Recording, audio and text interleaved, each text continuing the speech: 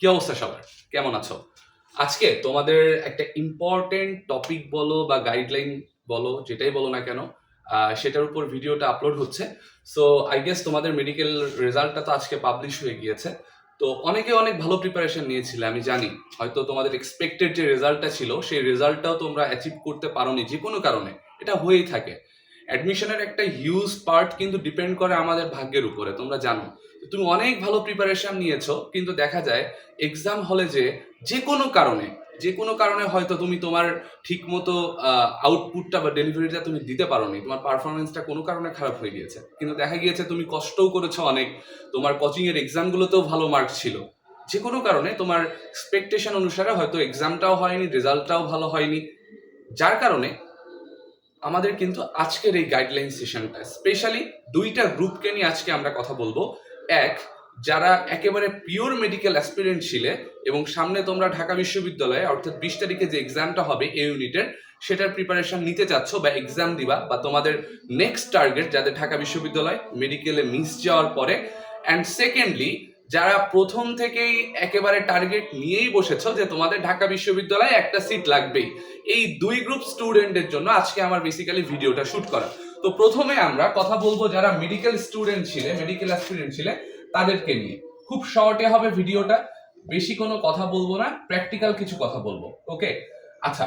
তো প্রথমে দেখো, মেডিকেল অ্যাসপিরেন্ট যারা ছিলে, আমি যদি একটু মানে তোমাদের হার্শ রিয়েলিটির কথা বলি, তাহলে most of the medical aspirants যারা আছো তারা কিন্তু এই কোচিং টাইমটাতে ঠিক মতো ম্যাথগুলা প্র্যাকটিস করনি, এটা যেটা সত্য কথা। অ্যান্ড এই ম্যাথ প্র্যাকটিস করার না কারণের জন্য যেটা হয়েছে, তোমরা ম্যাথ থেকে অনেকটা দূরে সরে গিয়েছো, বা আগের মতো যে প্রফিসিয়েন্সিটা ছিল সেটা হয়তো অনেকেরই নেই।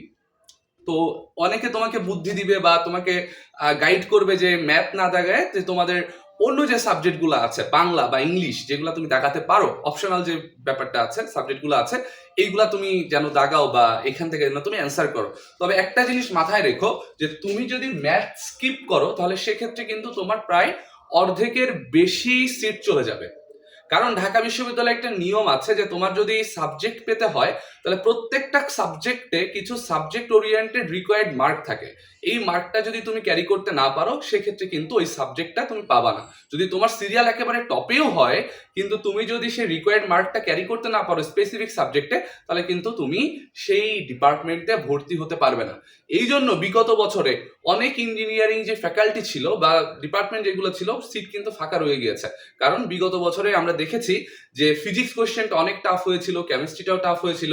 সো স্পেসিফিক যে মার্কটা ছিল, রিকোয়ারমেন্ট ছিল, সেটা অনেকেই ফিল আপ করতে পারেনি। সো তুমি যদি মনে করো যে ম্যাথের প্রিপারেশন তোমার একেবারেই খারাপ, মানে তুমি ম্যাথ থেকে অ্যান্সার করলে ফেল করবে, এই টাইপের যদি প্রিপারেশন থাকে, তাহলে আমি একমাত্র তোমাকে সাজেস্ট করব যে তুমি ম্যাথ দাগিও না। ঠিক আছে, তাহলে আমি সাজেস্ট করব।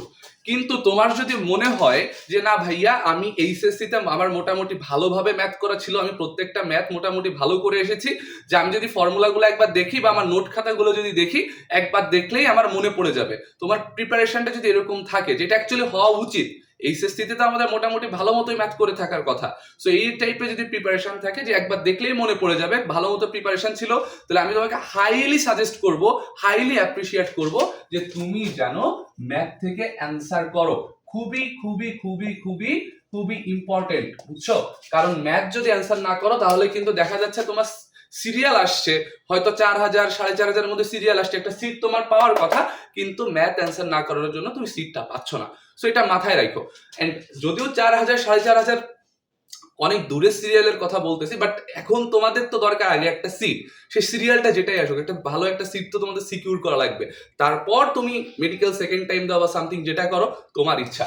তাহলে মেডিকেল অ্যাসপিরেন্টের জন্য প্রথম কথা কি বললাম, যে ম্যাথটা ভালো মতো যাদের প্রিপারেশনে আছে সেটা প্রিপারেশন নেওয়া। আর যদি ম্যাথের দুর্বলতা থাকে যে একেবারে ফেলই করবা, খুব বাজে মার্ক আসবে, তাহলে দাগানোর দরকার নেই। বাট যদি একটু ইফোর্ট দিলে ম্যাথটা ভালো মতো তুমি প্রসেস করতে পারো, আমি আবারও বলতেছি হাইলি সাজেস্ট করবো, অ্যাপ্রিসিয়েট করবো, ম্যাথটা ঠিক মতো প্র্যাকটিস করে ফেলার। আই গেস ক্লিয়ার হয়ে গেছে। অ্যান্ড আমি তো তোমাদের কিন্তু ডিমোটিভেট করতেছি না যে তোমার সিরিয়াল 4000 5000 এটা বলে না। তুমি চাইলে তোমার সিরিয়াল কিন্তু ইজিলি তুমি টপ 2000 এর মধ্যে নিয়ে আসতে পারো, ইজিলি 2000 এর মধ্যে নিয়ে আসতে পারো, এরকম অনেক নজির আছে, চাইলেই তুমি পারবা।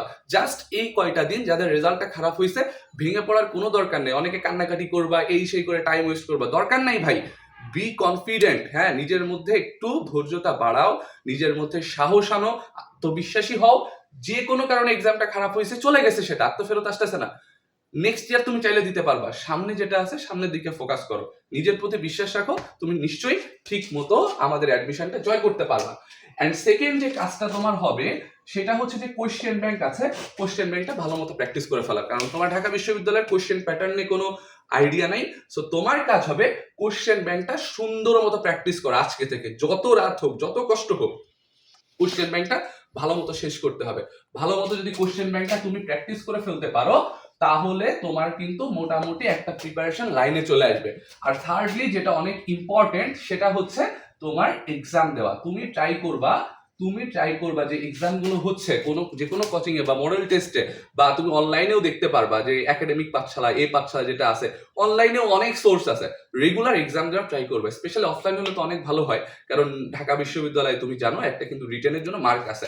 আর একটা জিনিস কথা বলে রাখি, সেটা হচ্ছে ফিজিক্স প্লাস কেমিস্ট্রি, এইটার জন্য একটু তুমি কি করবা, বেশি জরুরি ভিত্তিতে প্র্যাকটিস করো। হ্যাঁ, কেন বলতেছি, কারণ ফিজিক্স থেকে যে কোশ্চেন গুলো আসতেছে তোমরা দেখছো বেশ বর্তমানে কিন্তু হার্ড কোশ্চেন আসতেছে, কনসেপচুয়াল প্লাস ইঞ্জিনিয়ারিং বেসড কোশ্চেনও আসতেছে।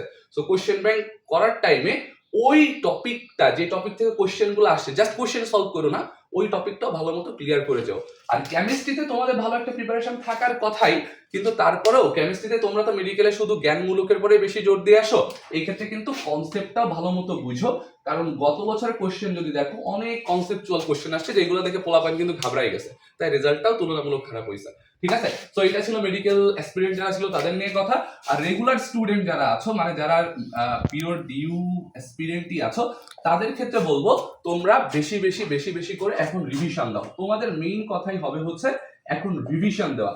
রিভিশনের কোনো বিকল্প নেই, রিভিশনের কোনো বিকল্প নাই, কারণ তুমি যত ভালো রিভিশন দিতে পারবা তোমার পারফরমেন্সটা তত ভালো হবে। সো বেশি করে রিভিশন দিতে হবে, প্লাস হচ্ছে এক্সামটাও ভালো মতো দিবা। আর সবার জন্য আরেকটা কথা আমি বলে রাখতেছি, তোমরা দাগানোর প্যাটার্নটা যদি এইভাবে রাখো, আমি যেভাবে ঢাকা বিশ্ববিদ্যালয়ের পরীক্ষাতে দাগিয়ে এসেছি, প্রথমে আমি দাগাইতাম বায়োলজি, তারপরে দাগিয়েছে হচ্ছে কেমিস্ট্রি। কেন জানো? কারণ হচ্ছে বায়োলজিতে সব জ্ঞানমূলক কোশ্চেন থাকে, তুমি যদি পারো একটা কোশ্চেন তুমি একবারে দাগায় আসতে পারবা।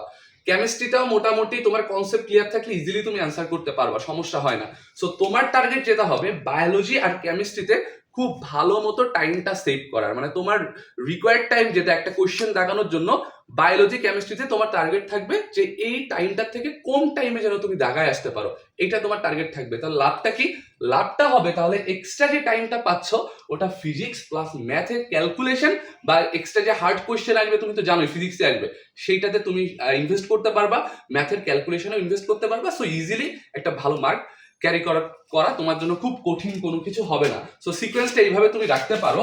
প্রথমে এটা অনেকেই ডিপেন্ড করে, বাট আমি যেটা প্রিফার করি বা আমি যেটা দাগাইছিলাম, সিকোয়েন্সটা এরকম হলে কিন্তু খারাপ হয় না। ফার্স্টে তুমি হচ্ছে বায়ো দাগাইলা, তারপর তুমি কেমিস্ট্রি দাগাইলা, তারপর তুমি ধরো ফিজিক্স দাগাইলা, তারপর তুমি ম্যাথ দাগাইলা, ঠিক আছে? বা এই দুটো এক্সচেঞ্জও করতে পারো, ম্যাথ কেমিস্ট্রি, ম্যাথ ফিজিক্স, তোমার উপর ডিপেন্ড করতেছে। ওকে, সো লাস্ট মোমেন্টে ভালো মতো সবাই রিভিশন দাও। আর হ্যান্ড ক্যালকুলেশনে যদি কোনো দুর্বলতা থাকে সেই দুর্বলতাটা মোটামুটি ক্লিয়ার করে ফেলো। নতুন খুব বেশি টপিক, হার্ড টপিক নিয়ে মাথা ব্যথা করার দরকার নেই। যা পড়েছো, যা প্রিপারেশন নিয়েছো, সেইটাই ভালো মতো রিভিশন দিয়ে আরো সেখানে এফিসিয়েন্সি নিয়ে আসো। আই গেস তোমরা প্রত্যেকে ভালো করবা, সে তুমি পিওর ডিউ অ্যাসপিরেন্টই হও কিংবা মেডিকেল অ্যাসপিরেন্ট থেকে পরবর্তী টার্গেট ঢাকা বিশ্ববিদ্যালয়কে বানাও। যেটাই করো না কেন এই সাজেশনগুলো যদি ফলো করতে পারো, আমি বিশ্বাস রাখি তোমরা প্রত্যেকে অনেক বেশি ভালো রেজাল্ট করবা। আর এই টাইমে অনেক ডিপ্রেশন কাজ করে, স্ট্রেস কাজ করে, যেটাই হোক না কেন, প্রিভিয়াস অ্যাডমিশনের রেজাল্ট যাই হয়েছে না কেন ভুলে যাও, just concentrate on the next level. যদি সাজেশনগুলো ফলো করো, নিজের প্রতি আত্মবিশ্বাসী হও, কনফিডেন্স রাখো, মাথাটা ঠান্ডা রাখো, স্পেশালি এক্সাম হলে। ওইটা কিন্তু টি-20 ম্যাচ, আগে ওয়ার্ম আপে যতই ভালো না করো না কেন, ওই মাঠে যদি ভালো না করো তাহলে কিন্তু কিচ্ছু হবে না। সো মাথা ঠান্ডা রেখে ঘাবড়ানো যাবে না। কোশ্চেন সহজ হোক কঠিন হোক, এক্সাইটেড হওয়া যাবে না। এই কথাগুলো মাথায় রাখো। ঢাকা বিশ্ববিদ্যালয়ে একটা সিট তোমার জন্য নিশ্চয়ই অপেক্ষা করতেছে।